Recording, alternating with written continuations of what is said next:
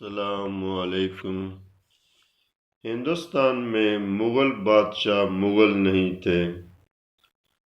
ظہیر الدین بابر نے ہندوستان میں 1526 میں جب بادشاہت قائم کی، اس کے بعد ہمایوں اور اکبر کے دور تک کی جو تاریخی کتب ہیں وہ اپنے آپ کو چغتائی ترک کہتے تھے۔ اس کے بعد پھر اکبر، جہانگیر اور شاہ جہاں کے دور میں انہوں نے ہندوستان میں بڑی بڑی عمارتیں، بلڈنگز قائم کی، میگا سٹرکچر قائم کیے، جیسے فتح پور سکری کی عمارتیں، تاج محل کا آگرہ، دلی میں لال قلعہ اور لال مسجد، لاہور میں شاہی قلعہ اور بادشاہی مسجد۔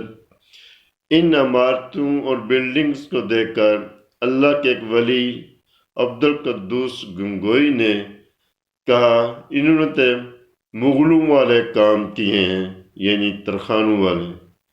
پھر آنے والے مورخین نے انہوں کو مغل کہنا شروع کر دیا اور یہی نام سے یہ مشہور ہوئے۔ حوالہ ڈاکٹر مبارک علی کی کتاب عہد وسطیٰ کا ہندوستان۔